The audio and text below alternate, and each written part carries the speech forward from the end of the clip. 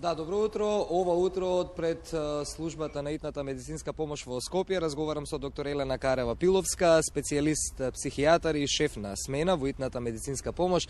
Доктор Елена, добро утро. Почнуваме веднаш пред да преминеме на тоа како помина викендов со каков број на интервенции. Прво да објасниме, бидејќи ова е наше прво линковско вклучување од оваа наша нова соработка од тука, како е организирана вашата работа и на кои пунктови се е застапена брзата помош во Скопје во однос на населби? Така, добро утро. Се наоѓаме во базата на итна медицинска помош во близина на поликлиниката Букурешт. Овде се сместени и службата на домашна посета и мртво проверителство и управата на итна медицинска помош. Знаете, нашата работа е од динамичен карактер, интензивна, непрекинлива работа. Работиме 24 часа без престан. Обслужуваме 17 општини на територијата на градот Скопје, неговата околина и автопатите. Инаку покрај базата на итна медицинска помош и таа е пункт за екипите, постојат уште два пунктови во поликлиниките во Чаир и во поликлиника Јане Сандански. Таму праќаме на почеток на смената екипи, се со цел да сме поблиску до граѓаните на кои што им е потребна нашата помош. Инаку сакам да напоменам дека постојат и неколку пунктови на територијата на градот Скопје и неговата околина како ноќни дежурни служби кои што работат за време на празниците, за време на викендите и во ноќните часови, но морам да напоменам граѓаните таму да бараат помош, нели исто така доколку се ургентно загрозени и им е неопходна медицинска помош.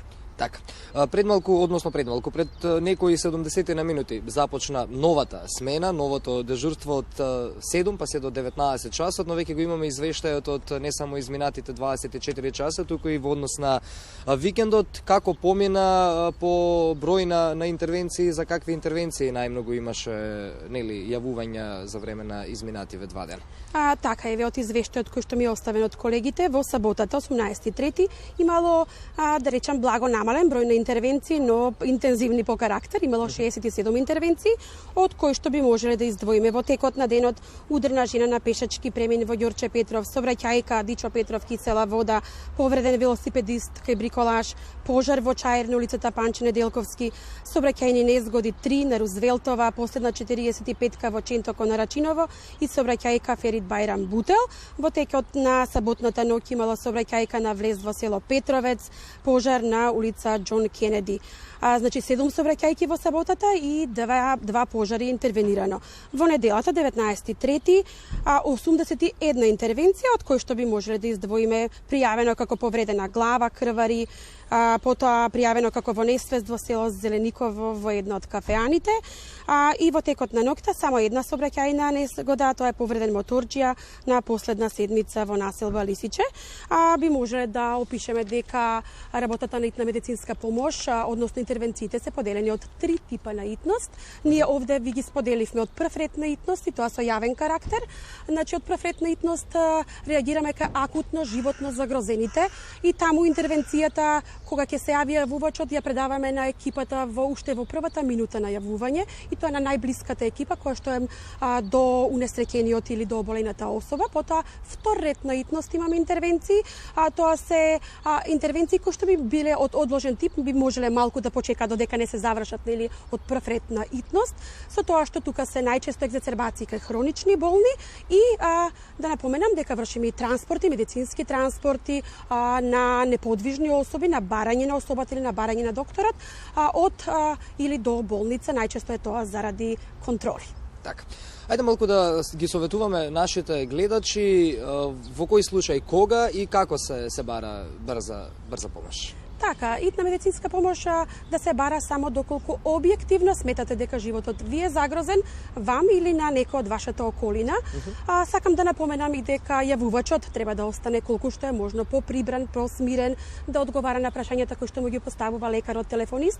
Да кажам и дека кај нас на линијата на 194 се јавуваат лекари специјалисти кои што ги прашуваат прашањата се со цел да ја утврдат итноста на интервенцијата и многу е важно да ги слушаат прават насоките додека дојде екипата на итна медицинска помош, се со цел и јавувачот да пружи брза помош, прва помош на тој што му е потребна, исто така и да не ја гаса телефонската линија, сето дека телефонистот тоа не им го каже. Да, и тоа е најчесто дилема, убаво и што го поменавте во одговорот, дека се јавуваат докторите, всушност. Пациентите разговараат со докторите кога се повикува итната медицинска помош. Така? Кога се бара итна медицинска помош, се јавуваат лекари, најчесто специјалисти на итна медицинска помош, кои што се со искуство и тие нели се со цел да ја утврдат таа итност која што е потребна на унесреќениот или оболениот. И за жал во ова јавување мора да споменеме уште еден проблем, не само колку нели ете да се спомене и вие да ни одговорите, туку би сакале со ова и да алармираме на нашата сообраќајна култура, како се справувате со сообраќајниот метеж во главниот град, со оглед на тоа дека имаме една малку чудна навика, онаа трета жолта лента која што е за итни случаи, ние ја користиме не за возење, туку за паркирање. Тоа е честа слика што ја гледаме по партизанска и по прометните сообраќајници, полицијата колку и да се бори со тие несовесни возачи, мислам дека толку е голем веќе во последно време нивниот број, што мислам дека нели овој проблем треба самите од себе да почнеме да си го решаваме од нашата култура. Колку тоа ви пречи во работата и да го упатиме апелот да бидеме малку повнимателни? Така е, се согласувам со вас, но морам да напоменам и дека се почесто се пропуштаат возилата на итна медицинска помош, особено со светлосна и звучна сигнализација. Можеби и долгиот период на короната, на пандемијава не научи дека секој може да биде во комбето на итна медицинска помош и секој може да биде пациент на итната медицинска помош.